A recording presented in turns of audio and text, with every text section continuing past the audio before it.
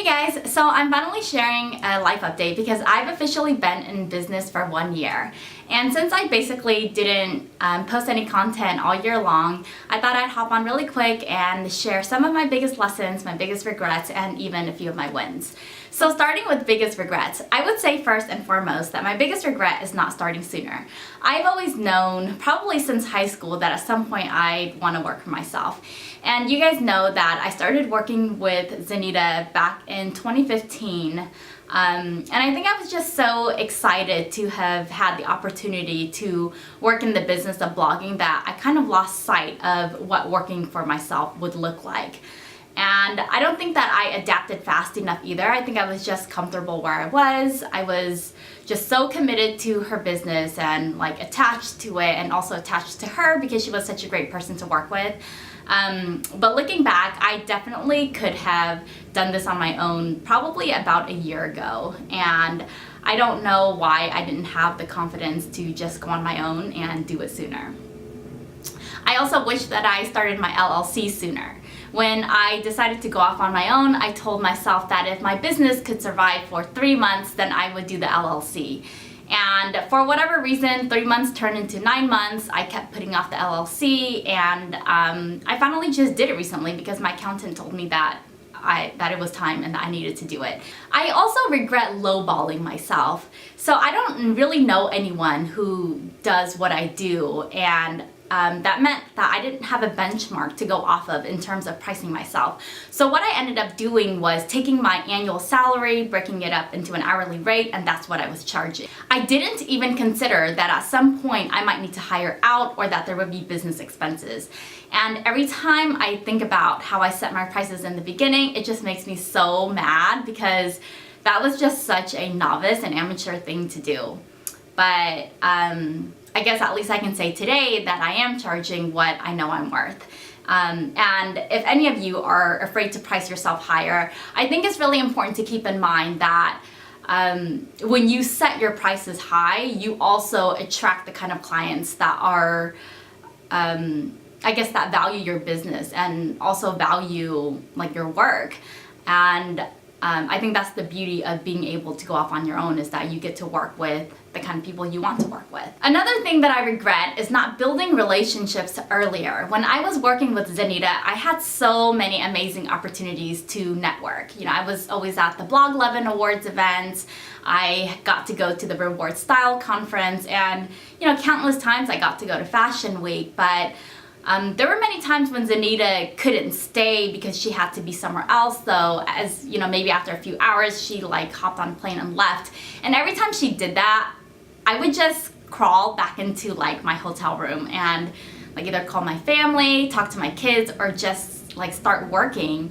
And that was such a waste of like a great opportunity, because had I built those relationships earlier, it would have been so much better for my business. But because I'm such an introvert, being in social situations makes me feel really awkward, and I just like don't enjoy it. So just kind of feel like, damn, I should have made the most of those opportunities, because many times they only come like once.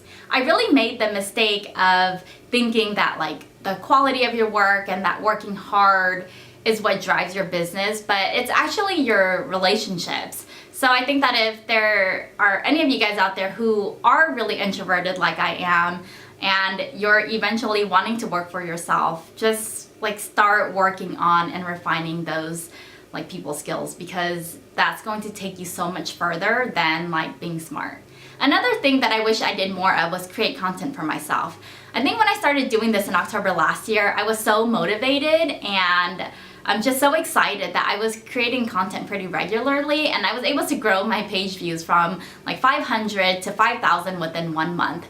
And that was such a waste of an effort because I didn't even keep it up. The other crazy thing about that is that when I talk to my clients, a lot of them tell me that they found me through social media or through my Instagram, and it just kind of blows my mind because I'm not even active on any of those channels. So I always wonder, you know, like if I can get work and I'm not even making any noise, like what would my business look like if I was actually creating content regularly? So I guess you guys know now what my goals for next year are, and yeah, I'm starting to try to get content out there more regularly, and I'm starting with this video right here. Last regret would be worrying so much. A lot of times when you're running a business, you can't help but to worry because you don't know what next month's gonna look like. You don't know where your next client is gonna come from, and it's just a lot of things to juggle. But I've learned, I guess, in my first year that like if you're working hard and if you are committed to what you're doing and you are like dedicated, then like there's nothing to be worried about and the business will come. Now, as far as biggest accomplishments, I would say my biggest accomplishment is surviving my first year. And you know, it just seemed so out of reach a year ago that I would be sitting here today talking about this.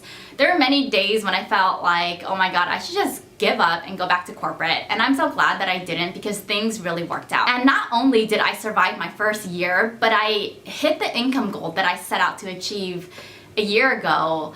And I think that it just goes to show that, you know, whatever that you want is not that far out in the distance. And like, even though it seems really clouded and it seems that you're never gonna get there, like you're eventually gonna get there if you're working for it. I've also been really proud of diversifying my client list.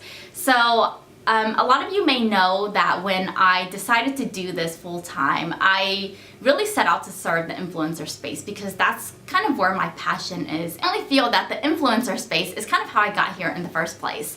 And so that's the community that I really wanted to serve. But coming from business school, I also know that you never want to put all your eggs in one basket. So I really wanted to add brands to my portfolio, and just last month a jewelry brand reached out to me, and like I was really excited but also nervous because I learned quickly that a lot of brands will say they want to work with me but then end up not working with me because I don't live in like New York or LA or London. Like for whatever reason, everyone thinks that I live in London now just because I went there earlier this year and took a bunch of photos.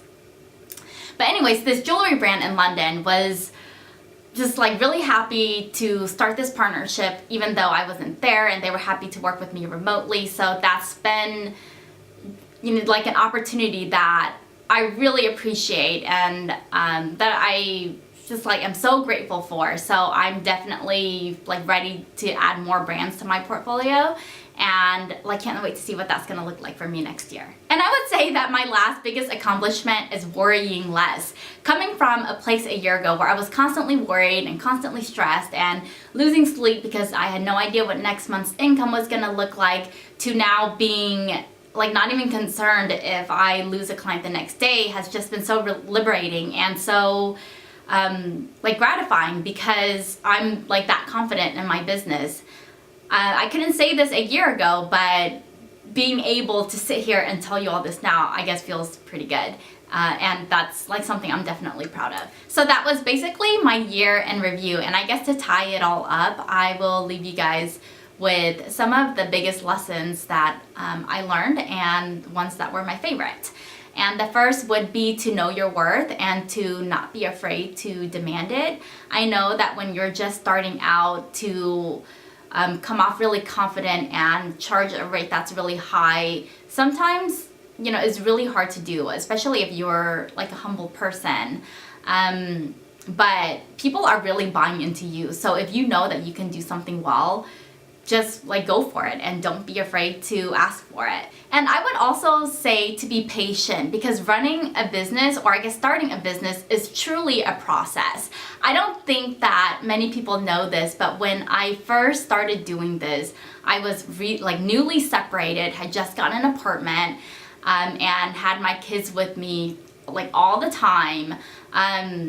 So the thought of coming from a steady, secure income to now not knowing what my week to week was gonna look like was so terrifying. And that was part of the reason why I was constantly worried, because like I just never knew. And you know, I guess my biggest fear was that like the next day I could be homeless on the streets with my kids. Of course, most of the things that we are afraid of never happen, but you will go through a period where it seems like things aren't turning out the way that they're supposed to, where things are just not falling into place. But I feel like a lot of time things seem like they're falling apart before they actually come back together.